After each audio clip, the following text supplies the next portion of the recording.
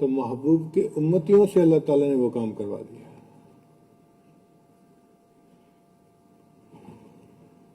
اسی طرح آپ ایک ایک کر کے پہلے انبیاء کی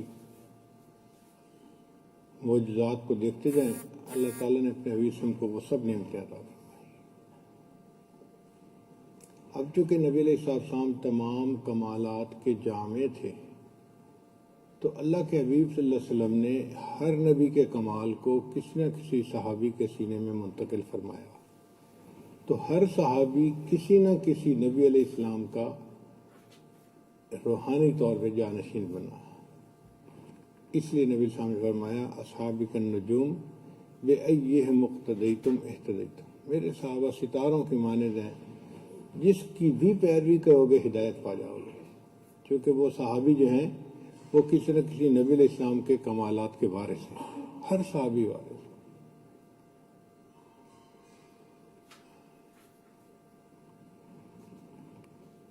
کمالات دو طرح کے تھے، ایک تھے کمالات ولایت اور ایک تھے کمالات نبوت۔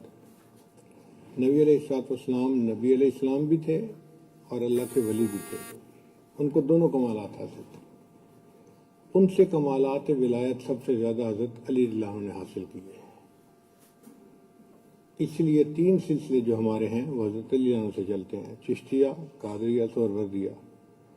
نبی علیہ السلام سے حضرت علی رضی اللہ عنہ کو ملے اور وہاں سے حضرت حسن بصری کے ذریعے سے آگے امت میں منتقل ہوئے۔ ایک سلسلہ سیدنا صدیق کے قرآن سے چلا، نقشبندیہ سلسلہ، اور اس سلسلے میں کمالات نبوت منتقل ہوئے۔ جو نبی علیہ السلام کے کمالات نبوت تھے وہ حضرت ابوبکر صدیق کے سینے میں منتقل ہوئے۔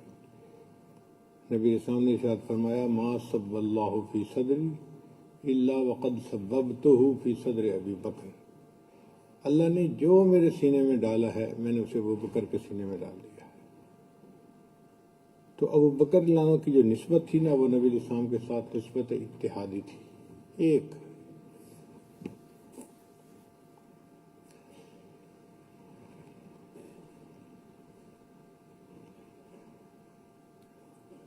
یہی وجہ تھی کہ مدینہ والے دونوں کے درمیان فرق کا اندازہ نہ کر سکے۔ جب ہجرت کے سفر سے گئے اور قباء پہنچے تو مدینے والوں نے حضرت ابوبکر صدیق سے مصافحہ شروع کر دیا، وہ سمجھے کہ یہ اللہ کے نبی ہیں۔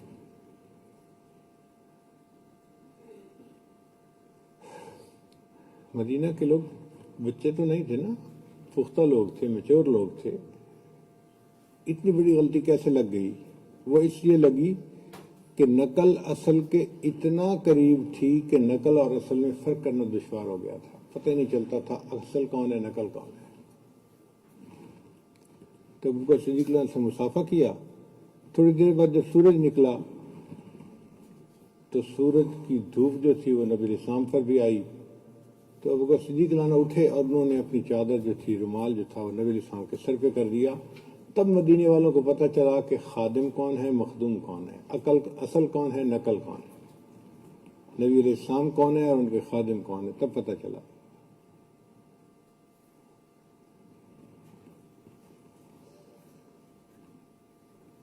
نبی علیہ السلام جب غار حرا سے بابل تشریف لائے تو خدیجہ الکبریٰ رضی اللہ تعالیٰ عنہا نے پوچھا، اللہ کے حبیب صلی اللہ علیہ وسلم آپ کو کیا معاملہ پیش آیا ہے؟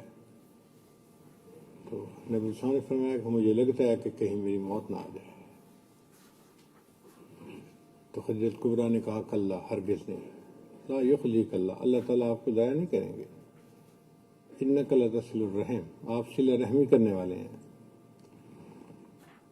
اور جس کے پاس کچھ نہیں ہوتا وہ تکسب المعدوم، اس کو آپ کما کے دیتے ہیں اور مہمان نوازی کرتے ہیں، تقرئ الضیف،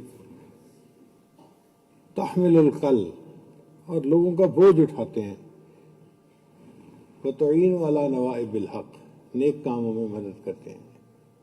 تو نبی علیہ السلام کی 5 خوبیاں گنوائیں۔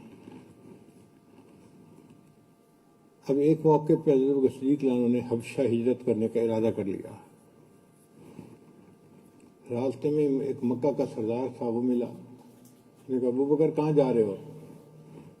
پھر میں حبشہ جا رہا ہوں۔ کیوں؟ یہاں کے لوگ تو رہنے نہیں دیتے، انہوں نے تو جینا دو بھر کر دیا ہے، مشکل بنا دیا ہے، میں جا رہا ہوں یہاں سے۔ اس نے کہا آپ جیسا بندہ نہیں جا سکتا، انک لا تصل الرحم، آپ تو صلہ رحم کرنے والے ہیں۔ جو تاثرات ام المومنین خدیجہ الکبریٰ رضی اللہ تعالی عنہا نے سیدنا صدیق اکبر کے بارے میں دیے تھے، وہی خوبیاں ایک کافر سردار نے ابو بکر صدیق کی گنوائی کہ آپ کے اندر تو یہ خوبیاں ہیں، آپ کیوں یہاں سے جاتے ہیں؟ میں ذمہ داری لیتا ہوں اور مکہ میں رہو۔ تو یوں نسبت منتقل ہوئی تھی کہ اخلاق ایک جیسے اور عادات ایک جیسی، پسند ناپسند ہر چیز ایک جیسی۔ اوپر سے قرآن مجید نے بھی ابو بکر صدیق عنہ کی اس بات کا ثبوت دے دیا۔ دیکھیں نبی رسول نے فرمایا انا اتقی ولد آدم ولا فخر، میں انسانوں میں سب سے زیادہ متقی ہوں۔ اتقا کا لفظ استعمال کیا، اور قرآن مجید نے یہی لفظ صدیق اکبر کے لیے استعمال کیا، وَسَيُجَنَّبُهَا الْأَتْقَى۔ یہ اتقا کا لفظ جب مفسرین نے کہا کہ صدیق اکبر کے لیے استعمال ہوا ہے۔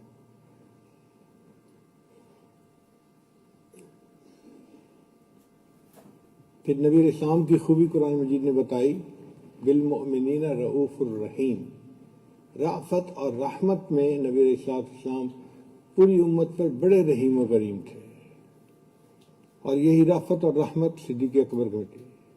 نبی اسلام نے فرمایا ارحم امتی بے امتی ابو بکر، تو رحمت کی صفت کا ثبوت مل گیا نا۔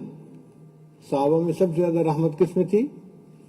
صدیق اکبر۔ ارحم امتی بے امتی ابو بکر، اور ایک حدیث پاک میں ارأف امتی بے امتی ابو بکر، تو رأفت اور رحمت میں ابو بکر صدیق سب سے آگے نکل گئے۔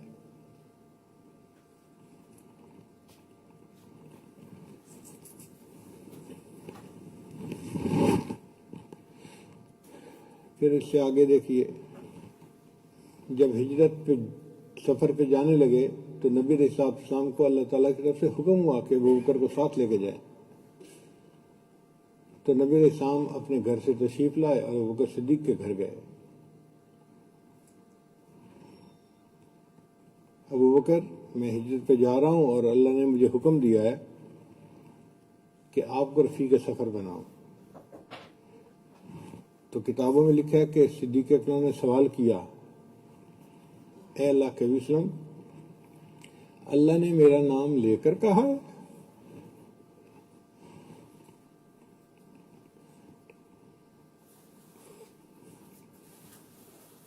تو نبی علیہ السلام نے فرمایا ہاں، اللہ نے تمہارا نام لے کر کہا ہے۔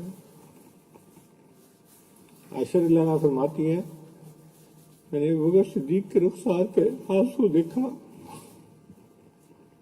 زندگی میں پہلی مرتبہ میں نے دیکھا کہ خوشی سے بھی بندہ رو پڑتا ہے۔ یہ ابو بکر صدیق کی رخسار پہ جو آنسو تھے یہ خوشی کے آنسو تھے، اللہ نے مجھے چنا ہے۔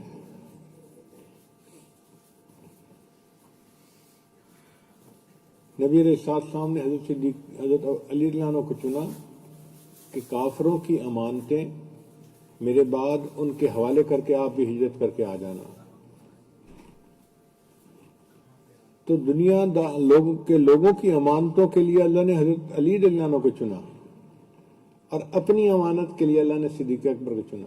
ابو بکر تو میری امانت کو مکہ سے مدینہ پہنچا دے۔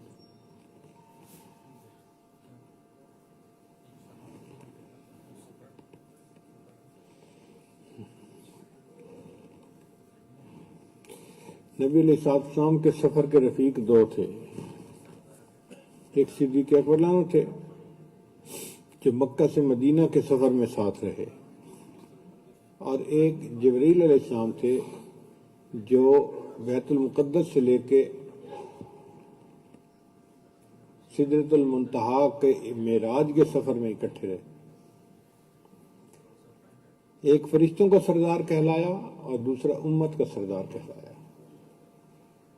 مگر فرق یہ ہے کہ ایک موقع پہ جبرائیل علیہ السلام نے کہا اے اللہ کے نبی صلی اللہ علیہ وسلم، میں بس یہیں تک ہوں، اس سے آگے اگر میں بڑھوں گا تو میرے پر جل جائیں گے نور کی وجہ سے، آگے آپ اکیلے تشریف لے جائیں گے۔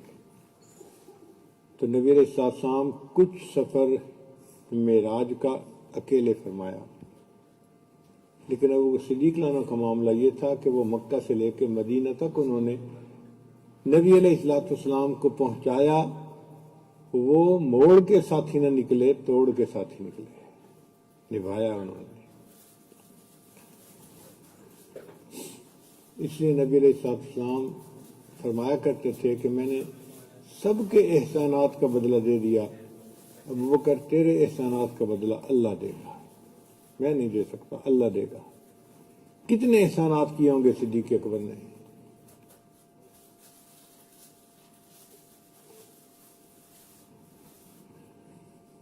علامہ اقبال نے شعر لکھا، امن الناس بر مولا ما، وہ جو انسانوں میں سب سے زیادہ میرے مولا، میرے آقا کے اوپر احسان کرنے والا تھا، کلیم اول سینا ما، اور جو میرے سینا کا سب سے پہلا کلیم تھا۔ اتنا خوبصورت شعر کہا ہے نا علامہ اقبال کے، دو شعروں کی وجہ سے مجھے اس سے فطری محبت محسوس ہوتی ہے۔ کوہتور کے اوپر اللہ نے تجلی ڈالی اور وہاں کلیم کون تھے؟ موسیٰ علیہ السلام تھے۔ اور علامہ اقبال کہتے ہیں کہ اے اللہ کے حبیب صلی اللہ علیہ وسلم، آپ کے قلب پر بھی تو اللہ کی تجلی پڑ رہی تھی نا، آپ بھی طور سینا کے مانند تھے، اور آپ کے پہلے کلیم جو تھے وہ ابوبکر صدیق تھے۔ امن الناس بر مولا ما، کلیم اول سینا ما۔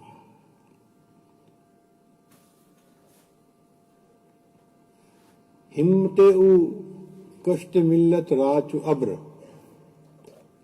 اس کی ہمت جو تھی وہ ملت کی کھیتی کے لیے ایسے تھی جیسے بادل ہوتا ہے کھیتی کے لیے، کہ بادل کے برسنے سے کھیتی ہری بھری ہو جاتی ہے۔ تو ابوبکر صدیق عنہ کے ایمان لانے سے اللہ نے ایسے کھیتی کو ہری بھری کر دیا تھا۔ ثانی اسلام و غار و بدر و قبر، ایک فکر کے اندر سب فضیلتیں اکٹھی کر دیں۔ اسلام میں بھی ثانی تھے، غار میں بھی تھے، بدر میں بھی تھے، اور قبر میں بھی تھے۔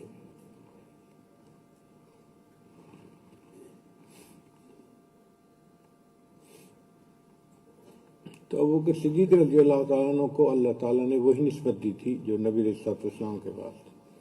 خود نبی علیہ السلام نے فرمایا کہ میں نے جو کچھ میرے سینے میں تھا ابوبکر کے سینے میں ڈال دیا ہے۔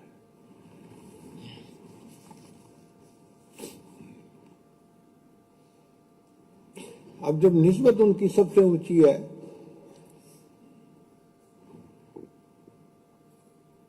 تو اس کا بدلہ بھی تو سب سے اونچا ہونا چاہیے نا، بتائیں، ایسے ہی ہے نا؟ اور واقعی اس کا بدلہ بھی سب سے اونچا ان کو ملے گا۔ حدیث مبارکہ میں ہے کہ نبی السلام نے ارشاد فرمایا، ان اللہ یتجلی للخلق عامہ، اللہ تعالیٰ قیامت کے دن سب انسانوں کے لیے عام تجلی فرمائیں گے، ولیکن لابی بکر خاصہ، اور ابو بکر کے لیے اللہ تعالیٰ خاص تجلی فرمائیں گے۔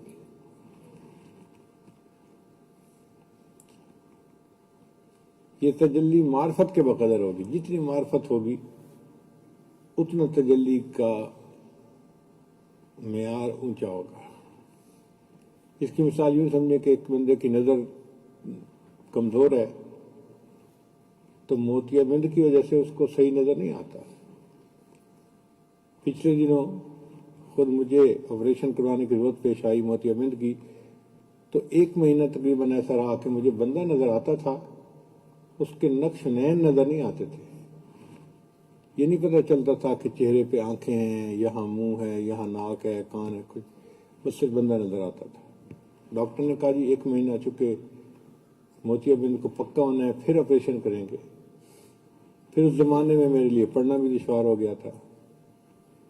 آپریشن کے بعد اللہ رب العزت نے مہربانی فرما دی کہ پھر پڑھنا آسان ہو گیا۔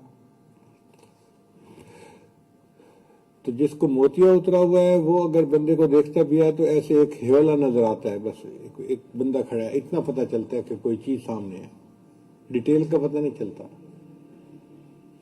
اور جس کی نظر کمزور ہو اس کو بھی بندہ کا پتہ تو چلے گا لیکن اس کی اور ڈیٹیل کا پتہ نہیں چلے گا. اور جس کی نظر 6x6 ہوگی اس کو تو بندے کا بھی پتہ چلے گا, اس کی رنگت کا بھی پتہ چلے گا, اس کی خوبصورتی کا بھی اندازہ ہوگا, ایک ایک بال کا پتہ چلے گا. نظر تیز ہے. تو جس کی معرفت کی نظر دنیا میں تیز ہوگی اسے قیامت کے دن جب اللہ تعالیٰ تجلی فرمائیں گے تو زیادہ واضح طور پہ دیدار ہوگا, اور عام بندے کو اتنا واضح دیدار نہیں ہو سکے گا. یہ فرق پڑ جائے گا.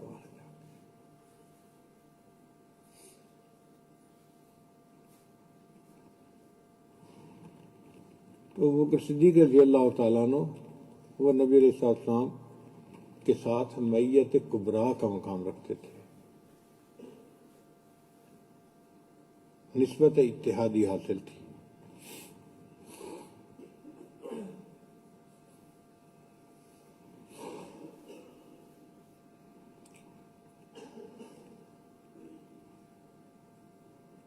نبی علیہ السلام کے جسد اطہر سے خوشبو آتی تھی. عمر لانو کہتے ہیں, فرماتے ہیں, کان ریح ابی بکر اطیب من ریح المسک. ابو بکر کے جسم سے مشک کی مانند خوشبو آتی تھی, جیسے سفید مشک ہوتا ہے نا, اس کی خوشبو آیا کرتی تھی. جو نبی علیہ السلام کا معاملہ وہی ان کا معاملہ. اور مجدد لسان نے لکھا ہے کہ اللہ تعالیٰ نے نبی علیہ السلام کے جسم کو جنت کی مٹی سے بنایا تھا, اور پھر جو مٹی بچ گئی تھی اس سے ابو بکر کے جسم کو بنایا, اور جو مٹی بن گئی اس سے اللہ تعالیٰ نے عمر لانو کے جسم کو بنایا.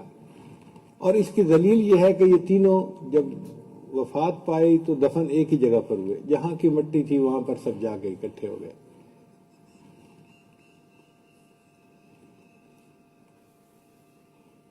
یہ نسبت اتحادی تھی.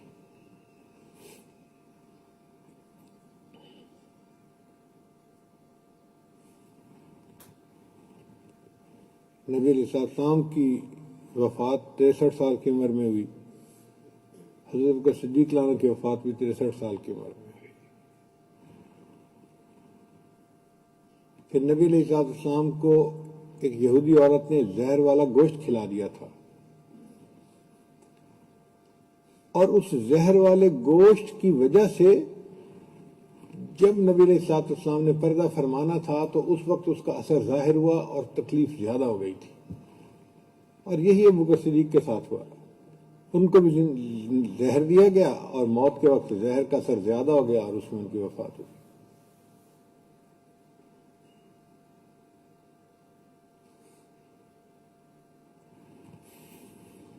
پھر اولاد کے ساتھ بھی معاملہ ایک جیسا. چلو اپنا تو بندہ چلو جی تکلفاً انہوں نے کر لیا جو نبی علیہ السلام کے ساتھ تھا, ابو بکر صدیق نے تکلفاً اس کو حاصل کر لیا. اولاد تو اپنے اختیار میں نہیں ہے نا. نبی علیہ السلام کی ایک بیٹی ایسی تھی سیدہ فاطمہ الزہرا رضی اللہ تعالیٰ عنہا, جو جنتی عورتوں کی سردار بنی.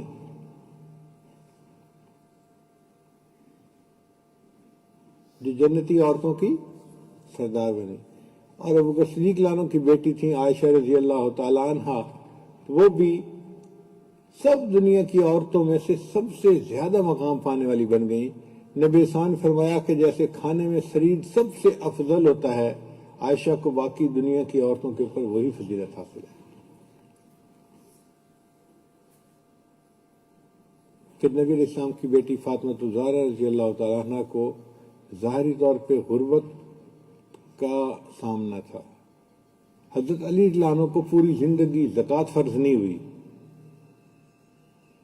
پیسہ بچا ہی نہیں, جو آتا تھا اللہ کے راستے میں دے دیتے تھے, لگا دیتے تھے, تو زکوٰۃ دینے کا موقع نہیں آیا. اور ابو بکر صدیق عنہ کی بیٹی تھی اسماء رضی اللہ تعالیٰ عنہا, ان کا بھی یہی معاملہ, ان کی بھی ساری زندگی غربت میں گزری.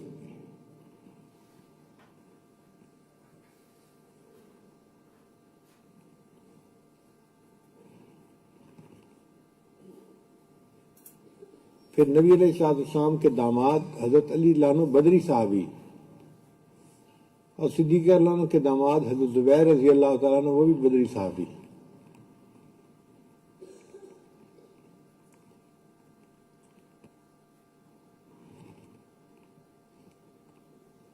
پھر سیدہ فاطمہ زہرا رضی اللہ عنہ کے بیٹے سیدنا حسین رضی اللہ عنہ کو شہادت کا مقام نصیب ہوا،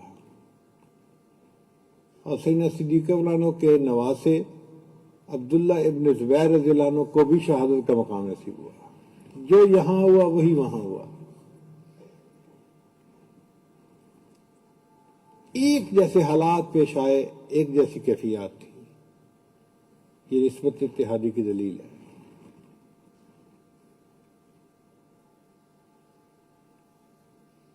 پیغمبر تو نہ تھا لیکن پیغمبر جیسا لگتا تھا، پیغمبر تو نہ تھا لیکن پیغمبر جیسا لگتا تھا، وہ دریا تھا مگر گہرے سمندر جیسا لگتا تھا۔ اللہ تعالیٰ نے سیدنا صدیق رضی اللہ عنہ کو ایسی نسبت اتحادی عطا فرمائی۔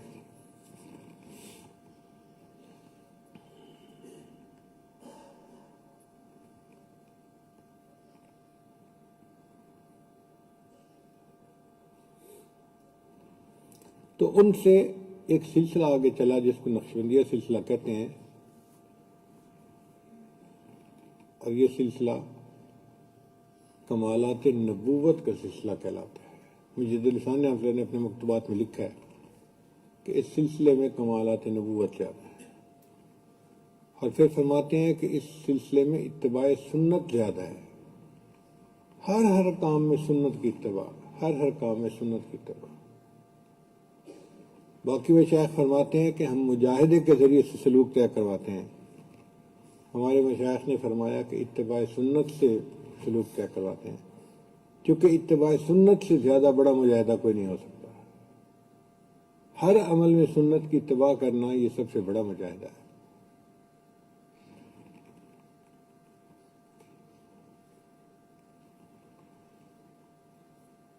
بہت عرصہ پہلے کی بات ہے، پہاڑوں میں سے ایک شخص میرے پاس آیا بیعت کے لیے، اور اس نے بتایا کہ جی میں 32 سال سے صائم الدہر ہوں، ہر روز روزہ، صرف عیدین کا روزہ نہیں رکھتا کہ عید کے دن روزہ رکھنا منع ہے، حرام ہے، ورنہ پورا سال میرا روزہ رہتا ہے، اور 32 سال سے میرا یہ معمول ہے۔ نوجوان تھا، بچے چھوٹے تھے میرے اس وقت۔ تو سیف اللہ نے جب یہ سنا، میرے پاس بیٹھا ہوا تھا، گود میں بیٹھا ہوا تھا، تو یہ بڑا حیران ہوا۔ ابو جی 32 سال سے روزے میں رہ رہا ہے؟ میں کہا ابو جی بڑی بات ہے، 32 سال سے روزے میں ہے۔ میں نے کہا بیٹا ہاں واقعی بڑی بات ہے، اس سے بھی ایک بڑا مجاہدہ ہے۔ کہنے لگا وہ کون سا؟ میں نے کہا اس سے پوچھو کہ کیا ایک دن روزہ ایک دن افطار اس ترتیب پہ یہ زندگی گزار سکتا ہے؟ تو سیف اللہ نے پھر اس سے پوچھا کہ آپ ایک دن روزہ ایک دن افطار کر سکتے ہیں؟ اس نے کہا نہیں، یہ زیادہ بڑا مجاہدہ ہے، میں نہیں کر سکتا۔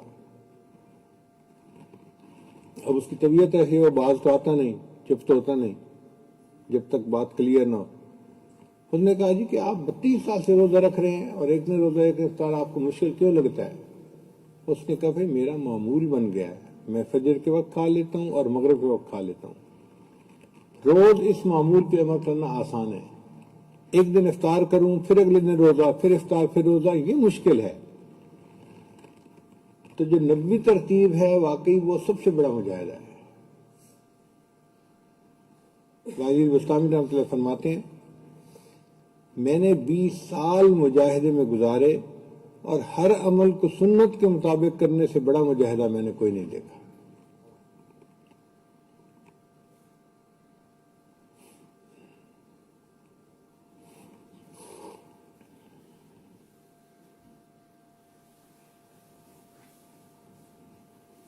اس لیے عزیز طلباء،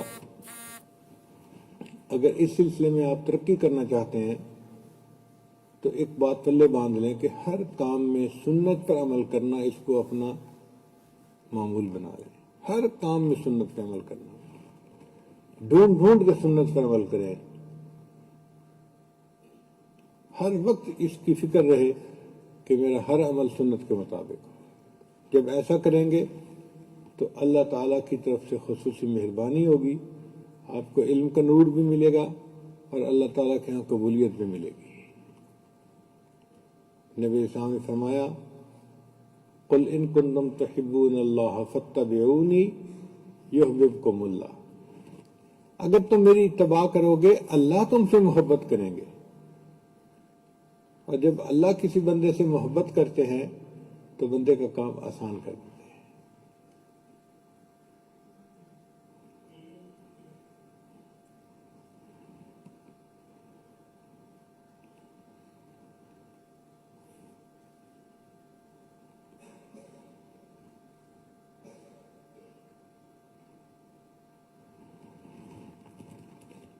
توبہ کی نیت سے ہم چند کلمات پڑھ لیں گے۔